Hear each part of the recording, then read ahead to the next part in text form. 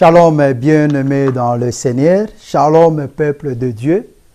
Shalom, mes frères et mes sœurs dans le Seigneur. J'aime beaucoup, vraiment surtout ça, de saluer mes frères et mes sœurs dans le Seigneur, parce que le Seigneur nous a donné une famille tellement élargie, de plusieurs nationalités, de plusieurs races, et ainsi de suite, de plusieurs rangs sociaux, une famille vraiment extraordinaire, que le Dieu Tout-Puissant, le Créateur de ce monde, le Créateur de toutes choses, puisse vous bénir partout où vous êtes, dans vos maisons, là où vous nous suivez, sur la route, il y a ceux qui marchent.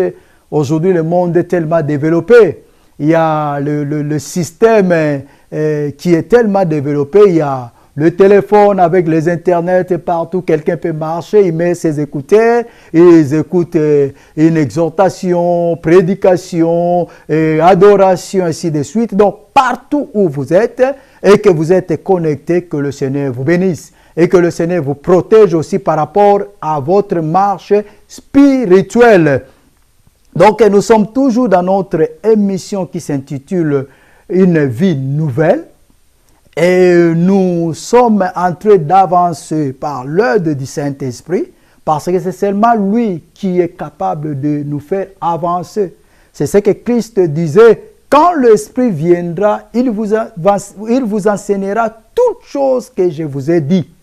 Et il y a d'autres versions qui disent, il vous éclaircira toutes choses. Donc c'est lui la lumière. C'est lui qui vient nous faciliter les choses. Moi, je dis comme ça. Donc, le Saint-Esprit est venu nous faciliter les choses qui étaient en parabole, les choses que l'homme ne pouvait pas comprendre, des révélations cachées. Par Saint-Esprit, nous comprenons. Comme la Bible dit, le Saint-Esprit sonde le cœur de Dieu. Donc, il connaît les pensées de Dieu. Il connaît les plans de Dieu. Et lorsque nous avons ce Saint-Esprit, ce qui veut dire, s'il connaît les pensées de Dieu, s'il connaît le cœur de Dieu, il amène les pensées de Dieu vers nous.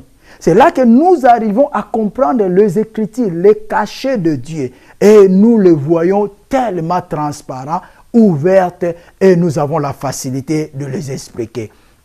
Que vraiment ce Saint-Esprit puisse éclaircir et élargir les pensées de tout et chacun partout où vous nous suivrez. Nous continuons le sous-thème qu'on avait commencé, l'importance de la croissance spirituelle. Nous parlons de la deuxième partie de ce sous-thème. L'importance de la croissance spirituelle. Notre texte qu'on avait lu l'autre fois dans le livre de Galates 4:1, que là où Paul disait, aussi longtemps qu'un enfant, aussi longtemps que l'héritier est encore enfant, il ne diffère rien d'un esclave. C'est le terme et le passage qu'on avait parlé dans la première partie, bien qu'il est le maître de tout. Mais il n'est pas différent d'un esclave parce qu'il est encore enfant. Il ne peut pas gérer, on lui gère. C'est la vie que beaucoup de chrétiens ont aujourd'hui. Ils demeurent les enfants, ils restent dans ces états-là. Ce qui veut dire on les gère. Mais qui les gère? Ce n'est pas Dieu, c'est le diable. C'est le diable qui gère les enfants spirituels. Ceux qui ne veulent pas croître spirituellement, ceux qui trouvent plaisir à rester dans l'état des enfants, dans l'état de non-croissance spirituelle, c'est le diable qui les gère. Bien aimé, ne soyez pas étonnés d'écouter cela. Peut-être c'est la première fois que tu écoutes cela. Il y a ceux qui sont appelés les enfants de Dieu, mais gérés par le diable. Parce qu'ils sont les enfants. Ils aiment, ils trouvent. Ce qui me touche beaucoup, il y a vraiment ces enfants, les chrétiens. Ils aiment cet état-là de rester les enfants. Ils trouvent même plaisir à cela. Il y a même ceux qui disent, « Oh, Dieu ne regarde pas toutes choses, c'est un Dieu miséricordieux. » Et nous oublions que c'est un Dieu de colère. Si on dit que Dieu c'est un Dieu miséricordieux, le même Dieu c'est un Dieu de colère. Il y a vraiment ces chrétiens-là qui trouvent plaisir à rester comme ça. Venir à l'église le dimanche, ils chantent, ils dansent, et même pas en sortant. Au milieu de l'église, il prend le téléphone, commence à critiquer. Ah, c'est là, hein? Tu l'as vu comment il s'est vêtu? Ah, c'est là vraiment. Celui-là, il pense quoi? Il pense c'est lui. Au milieu même de l'église, il n'est pas encore sorti. Il commence à critiquer. Il trouve plaisir à rester les enfants. Oh, c'est un état, c'est un niveau de pitié pour les chrétiens. Parce que la vie chrétienne, c'est un choix, comme je dis toujours. Et quand tu le choisis, il faut bien l'assumer. Il faut bien le vivre. Ce n'est pas un choix juste, tu le choisis et puis à un moment donné, tu abandonnes, tu fais ta vie ancienne. Non, la vie doit être nouvelle. Par la grâce de Dieu, nous allons entrer et lire, vraiment comprendre l'état de l'esclave. C'est un état de pitié, bien-aimé. Pendant que je méditais, moi-même, ça m'avait tellement touché, au point que j'ai dit, Seigneur, fais grâce vraiment. Fais grâce, car dans cet état, même si tu as des milliards, ça ne sert à rien. Vraiment, ça ne sert à rien. Être un enfant spirituel, même si tu as tout de ce monde, ça ne sert à rien. Parce que ça peut basculer à tout moment. Parce que tu es géré par le diable.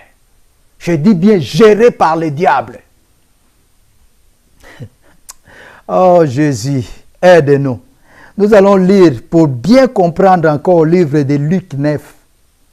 Nous allons bien comprendre ce que je suis en train de dire. Oh, que le Seigneur nous fasse grâce, bien-aimés.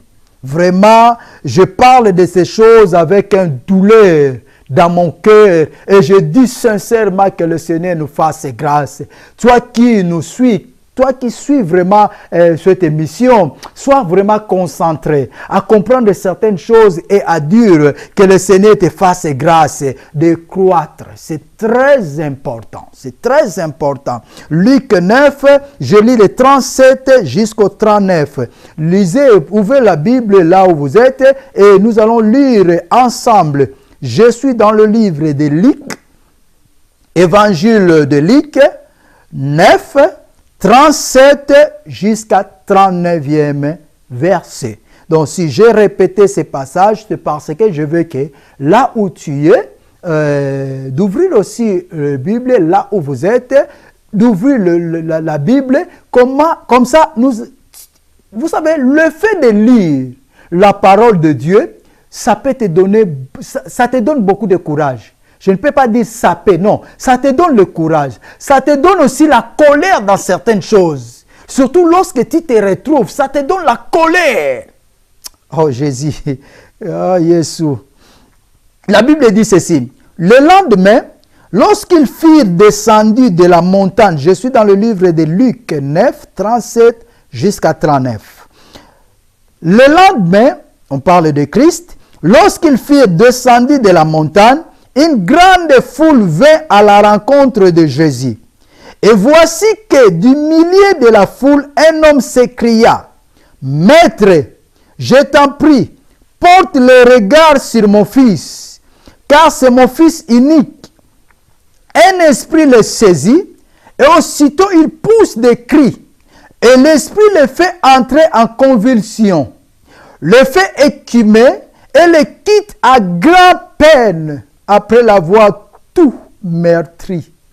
Oh Seigneur, fais-nous grâce, je te prie. Partout où les gens lisent ces passages, ouvre leurs yeux à comprendre la puissance qui est derrière cette parole, dans le nom de Jésus. Jésus descendait, il venait faire l'œuvre de son Père. Il descendait tranquillement. Et il y avait la foule qui lui suivait toujours. Toute la Bible, lorsqu'on parle de Jésus, il y avait la foule. Il y avait toujours la foule derrière lui. À côté, devant lui, il y avait toujours la foule. Et la Bible dit, au milieu de la foule, il y avait un homme qui cria, « Maître, ayez pitié de mon enfant. Ayez pitié de mon enfant. Galate dit, aussi longtemps que l'héritier est encore enfant, il n'est pas différent d'un esclave. Et nous voyons ce papa, ce père dire, maître, ayez pitié de mon enfant. Comprendre toujours le terme enfant. Ayez pitié de mon enfant. Aussi longtemps l'héritier est encore enfant, il n'est pas différent d'un esclave. Maître, ayez pitié de mon enfant. Ayez pitié de mon enfant. Jésus voulait écouter pourquoi je dois avoir pitié. Porte le regard sur mon fils, car c'est mon fils unique. Un esprit le saisit, et aussitôt il pousse des cris, et l'esprit le fait entrer en convulsion, le fait équimer et le quitte à grand-peine après l'avoir tout meurtri. Position d'un esclave. Je parle de l'importance de la croissance spirituelle. Lorsque tu restes enfant, donc tu es un esclave. Si Paul nous dit qu'il n'est pas différent d'un esclave, cela veut dire un enfant égale un esclave. Pour ne pas aller chercher beaucoup d'explications. L'explication la plus simple et claire est qu'un enfant égale un esclave. Et lorsqu'on est esclave, j'avais dit ça, on est géré par le diable et non par Dieu. Dieu a toujours de la peine. Son cœur, il a toujours des douleurs. Lorsqu'il voit les chrétiens convertis, mais demeurer dans l'état qui simbi, comme on dit dans notre langage. Dans notre langue, lingala, qui simbi. Donc il reste le même. Si ton enfant de 10 ans, il marche toujours à 4 pieds, même les parents n'auront pas la joie. Même les parents n'auront pas la joie. Ils vont commencer à s'inquiéter. Qu'est-ce qui se passe avec cet enfant? Qu'est-ce qui se passe? Mais les chrétiens aujourd'hui, il y a les chrétiens qui sont 30 ans dans le Seigneur, 15 ans, 20 ans, 10 ans, 5 ans dans le Seigneur. Ils sont toujours les enfants qui simbent. Même pour venir à l'église, il faut les appeler encore, il faut les motiver pour venir à l'église. Pour prier, n'en parlons même pas. Ils préfèrent encore murmurer, critiquer. Ils prennent plaisir à cela. Sans le savoir qu'ils sont les esclaves, gérés par le diable. Et la Bible dit, lorsque l'esprit là vient, l'esprit du diable vient. Et ce qui est bizarre, l'esprit là ne contrôle pas, ils n'ont pas de respect. Il vient à tout moment. Quand il veut, c'est le Père qui explique, ce n'est pas moi. C'est la Bible qui parle de ça. Donc, lorsque l'esprit là vient, il le prend. Peu importe, c'est ce que je disais. Si tu es un esclave spirituel, même si tu as des milliards, ça ne sert à rien. Même si tu es marié, même si tu as des enfants, même si tu as un travail, je ne sais pas quoi, ça ne sert à rien. Parce qu'il suffit seulement, l'esprit là vient. Il suffit seulement que le diable te regarde. Et il veut faire de toi ce qu'il veut, il le fera. Il le prend, il le pousse, il le met en convulsion, le fait qu'il met et le quitte à grand-peine. Donc, ce qui veut dire rempli de honte après avoir tout meurtri. Bien-aimé, lorsque tu es esclave, donc ce qui veut dire tu es inutile. Tu ne sers à rien. On peut t'abuser. On peut te faire de toi tout ce que les gens veulent. Tout ce que les gens veulent. Lorsque tu es un esclave. Tu n'as pas de liberté, tu n'as pas de vie. Donc, les enfants spirituels, ceux qui ne veulent pas croître, vous n'avez pas de vie. Il n'y a pas de vie. C'est pour cela que tu vois aujourd'hui, les divorces, ça devient comme normal au milieu des chrétiens. Aujourd'hui, vous priez, vous jeûnez pour le mariage. Demain, la personne se marie et demain encore, il dépense beaucoup d'argent pour le mariage. Aujourd'hui, surtout dans le 21e siècle, il faut louer ceci, il faut faire ceci, il faut faire cela. Beaucoup d'argent. Il y a même ceux qui vont prendre en crédit. Et après quelques mois, quelques années, on vous dit que nous allons divorcer. L'état de l'esclavagisme. Donc, la personne ne sait pas ce qu'il veut parce qu'il ne se gère pas. Il est un esclave. On lui gère. Le diable lui gère. Le diable fait de lui ce qu'il veut. Lorsque cet esprit vient, il le prend en convulsion, il le fait ce qu'il veut, il le prend, il soulève, il jette par terre, il commence à faire de lui ce qu'il veut. Quelqu'un qui est vraiment comme ça, vous le voyez stable, vous le voyez bien, mais lorsque tu es enfant, quel que soit ton état, quel que soit ton âge, quelle que soit ta façon d'être, lorsque cet esprit-là vient, il va te faire de toi ce qu'il veut. Voilà la raison pour laquelle nos églises n'ont pas stable. Ne cherchez pas ailleurs. Ne cherchez pas ailleurs. On a beaucoup d'enfants. Les kissimbi spirituels. Le problème, c'est là. Les gens ne veulent pas croître. Ils trouvent plaisir à rester dans la futilité. Ils trouvent plaisir à manger encore les aliments inutiles qu'on donne aux bébés. Les choses tellement légères. Des choses, ils prennent toujours Dieu dans un parti. C'est un Dieu de grâce. C'est un Dieu miséricordieux. C'est toujours à leur faveur parce qu'ils aiment. Ils trouvent plaisir à rester dans cet état. Et ce qu'ils oublient, qu'ils sont des esclaves. C'est pour cela les couples ne sont pas solides. Aujourd'hui, des problèmes. C'est pour cela leurs vies ne sont pas stables. Aujourd'hui, il te dit ceci. Demain, la même personne vient avec d'autres versions. Aujourd'hui, il vient témoigner. Il loue, alléluia. Dieu m'a béni. Dieu m'a fait ceci, cela. Demain, il vient avec le pleurs, de larmes. Ceci, cela. Qu'est-ce que j'ai fait? Oh mon Dieu. Ils n'ont que des prières de lamentation. De lamentation à cause de leur état. Ne trouvez pas plaisir, bien-aimés. Ne trouvez pas plaisir. Cherche la croissance spirituelle. Cherche à se gérer, à devenir mature, afin que tu puisses sauver ton mariage. Afin que tu puisses sauver ta vie, ta bénédiction. Parce que Jésus a tout accompli, bien-aimé. Moi, je dis, Jésus ne fera plus rien. Jésus ne fera plus rien. Si Jésus commence à faire encore les choses, c'est qui veut dire sa parole, la parole qu'il avait dit sur la croix, que tout est accompli, devient nul et sans effet. Il a accompli tout. Tout. Il n'a pas dit la moitié. Il a dit tout est accompli. C'est maintenant à toi et moi. C'est maintenant à toi et moi de prendre notre héritage. De le prendre. Oh, je parle déjà de ça. On va arriver encore dans d'autres jours, dans notre émission. C'est comme l'enfant prodige. Qu'est-ce que la Bible dit? Lorsqu'il avait compris qu'il est héritier, il vient vers son père. Et il dit, papa, donne-moi ce qui m'appartient. Il était sûr de lui. C'est pour cela qu'il avait dit ça tranquillement. Il a dit, papa, donne-moi ce qui m'appartient. Ce qui est à moi, c'est à moi, ce n'est pas à toi. Donne-moi. Je veux faire de cela ce que je veux. Parce que ça m'appartient.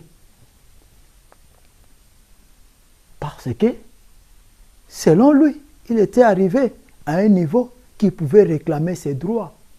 Je ne parle pas de ceux qui suivent, mais juste le geste est là, de comprendre que je suis adulte ou je dois croître, surtout c'est ça. Cette attitude-là nous appelle à la croissance, de comprendre que nous ne pouvons pas rester, être gérés par le diable. Parce que lorsque le diable te gère, c'est calvaire, bien-aimé. C'est vraiment l'enfer. Beaucoup des enfants de Dieu, des enfants, je parle bien, ceux qui sont enfants spirituels, vivent les calvaires dans leur maison. Ils vivent des calvaires dans leur travail. Ils vivent des calvaires dans leur famille. Ils vivent des calvaires dans leur vie. Ils n'ont pas la paix. Ils vivent que des problèmes sur problèmes. C'est l'esprit là, la Bible est claire. Ça ne dépendait pas de l'enfant. Ça ne dépendait pas de son père. La Bible dit clair. Même son père ne pouvait pas maîtriser cet esprit-là. Ça ne dépendait pas d'eux. L'esprit là venait quand il voulait. Au moment qu'il voulait, il venait et faisait tout ce qu'il voulait. Il faut enlever les habits, te laisser nu. C'est pour cela que nous voyons aujourd'hui, même dans les internets, la nudité. Papa Moubimba est grand. Un adulte, il se laisse nu et il se filme. On l'envoie dans les réseaux sociaux. C'est ça l'esprit de l'esclavagisme. Parce que l'esclavagisme, ce n'est pas seulement corporel comme on a vu dernièrement en Libye. Non, là on vend les gens. Non. L'esclavagisme, c'est l'état d'esprit. C'est l'état d'esprit. Donc, ton esprit vit dans l'esclavagisme. C'est pour cela que tu fais des choses honteuses. Tu ne vis pas dans la paix. Parce que ton esprit vit dans l'esclavagisme. Ça ne dépendait pas, bien-aimé, de cet enfant-là. C'était l'esprit qui le dirigeait. L'esprit qui gérait sa vie. Sortez. Sortez de l'état de l'esclave, bien-aimé. Sortez de l'état de l'enfant. Cherchez la croissance spirituelle. On parlera de ça, comment croître spirituellement. Il faut chercher cela. Lorsqu'on fait le choix de suivre Christ, il faut vraiment l'assumer, le faire. Peu importe le prix. Pour ne pas subir le double. Car un esclave subit le double. Si les enfants déjà subissent quelque chose dans leur maison, envers leurs parents, les enfants subissent déjà des punitions et certaines choses. Et à combien plus forte raison un esclave? Et imaginez un peu. Commencez à réfléchir maintenant. Tu veux rester dans cet état? À tout moment, ton mariage peut être brisé. À tout moment, tu peux perdre les enfants, ta famille. À tout moment, on peut déclarer maladie, gauche à droite, les économies que tu faisais, tout part. Parce qu'il y a quelqu'un, surtout nous, il faut envoyer. Parce que l'esprit là a touché quelque part. Avec l'objectif de prendre toutes les économies que tu as fait. Continue à vivre l'esclave. Continue à vivre comme un enfant et tu vas subir. Tu vas subir, bien-aimé. Continue à vivre dans cet état-là. C'est toi le perdant. Ce n'est pas Dieu. Dieu ne sera jamais perdant. C'est toi le perdant. Et mon désir, je ne veux pas que tu puisses vivre comme ça. Perdre tous les jours. Vivre le malheur, lamentation tous les jours. Je faisais ceci, les choses sans finition. Les choses qui commencent sans terminer. Tout semblait être bon. Oh, tout marchait bien dans la gloire, dans la joie. Mais à un moment, l'esprit vient, il prend tout. Après avoir tout meurtri. Cette parole m'avait touché. Après avoir tout meurtri. Donc, ce qui veut dire, tout ce que l'enfant avait fait, tout ce qu'il avait économisé, tout le respect qu'il a eu vis-à-vis des autres, tout le valet, tout ce qu'il a construit. Je ne sais pas combien de temps ça peut prendre. 5 à 10 ans que tu as construit pour avoir le mariage.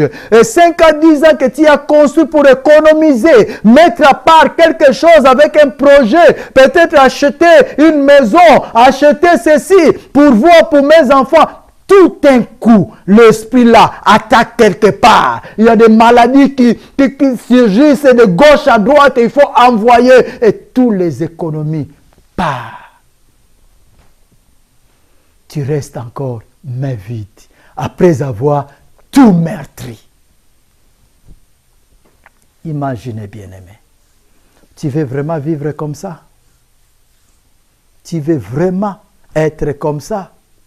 C'est ce que tu souhaites. Subir, continuer à subir. Non, moi j'avais dit non. Je ne peux pas subir. Non. Je ne peux pas travailler pour envoyer de partout. Je ne peux pas me marier pour que demain, il y a encore le divorce. Et surtout ici, il faut payer encore le divorce. Non. Pour ne pas vivre cette situation. de cet enfant, ça te demande une chose, la croissance spirituelle. En quelque sorte, je vais dire cela à un terme plus facile, être sérieux avec Christ. Encore plus, prends ta vie au sérieux. Ça, c'est des paroles vraiment très faciles pour comprendre ce que je suis en train de dire. Prends ta vie au sérieux. Sois responsable de ta vie. Parce que tu vas vivre ce que tu veux. C'est ce que tu vas vivre. Si tu veux croître, tu vas croître. Ce n'est pas compliqué, ce n'est pas aussi... le ciel ne tombera pas. Il suffit de le désirer. C'est pour cela, lorsque tu attends ce genre de message, regarde ton état. Tu es un enfant, tu es un serviteur ou tu es un ami. Regarde ton état, regarde ce que tu vis. Regarde ta situation, regarde tes problèmes, ce que tu vis. Comment ta maison se retrouve. Ce n'est pas normal que tu es marié et ton mari va chercher encore ailleurs. Ce n'est pas normal que tu es marié et que ta femme cherche encore ailleurs. Ce n'est pas normal que tu es marié et que dans ta maison, il n'y a pas la paix. Hein? La maison est devenue comme un terrain de judo. Ce n'est pas normal. Ce n'est pas normal. Sortis de l'état de l'esclave afin d'empêcher le maître là. Le démon là qui vient à tout moment, il faut fermer ta vie afin que ce démon là ne puisse plus avoir l'accès. La seule moyen de fermer cet accès, c'est de croître spirituellement. Comprendre les choses que le monde ne comprenne pas. Anticiper les choses. Au lieu d'attendre de subir que l'ennemi t'attaque et toi tu contre-attaques. Non, non, non. Il faut anticiper les choses. Un chrétien ne peut pas vivre dans une position de contre-attaque. Non, non, non, non, non, non. Un chrétien doit vivre dans la position de l'attaque. Il est toujours à l'attaque. La croissance spirituelle. C'est très important pour nous. Si nous voulons vraiment vivre une vie nouvelle. Nous devons accepter cela, regarder nos états et dire que ce n'est, mais voici. Comme Paul avait dit. Le bien que je veux faire, je n'arrive pas à le faire. Le mal que je ne veux pas, c'est ce que je fais. Qui me délivrera de ce corps de péché? Il cria à l'Éternel. Il cria au Seigneur. Seigneur a besoin de toi aujourd'hui. Que tu puisses regarder ta situation. Détailler ta situation. Comme ce papa a fait. En criant, Seigneur, viens au secours à mon fils. Parce que c'était trop pour lui. Il ne pouvait plus vivre l'humiliation. Parce que l'esprit là le prenait partout. Là où il y avait le feu, le prenait, le jetait au feu. Dans la boue, partout, partout. L'humiliation. Il y a beaucoup de chrétiens qui vivent dans l'humiliation aujourd'hui. Après avoir tapé les poitrines pour une bénédiction, 2-3 jours après, la personne commence à pleurer. Elle a perdu. Après avoir glorifié Dieu. Est-ce que c'est la volonté de Dieu que nous puissions avoir une courte joie? Non. Nous avons lu ça la semaine passée. Hein? Lorsque Christ disait, je vous ai parlé ainsi afin que ma joie soit en vous et que votre joie soit complète. Donc nous ne pouvons pas vivre de courtes joies, le joie de 2 jours et le pleur de 28 ou 29 jours qui restent. Non, non. La croissance spirituelle est tellement importante. C'est ça qui va nous faire sortir de l'état de l'enfant, de l'état des esclaves, afin d'arriver, de siéger au trône des héritiers, de siéger au trône des princes, de vivre cette joie-là d'être héritier. Vous savez, lorsque vous marchez avec le parent et il vous appelle héritier, ça fait des joies. Nous allons continuer encore dans notre partie qui vient. Que le Seigneur vous bénisse.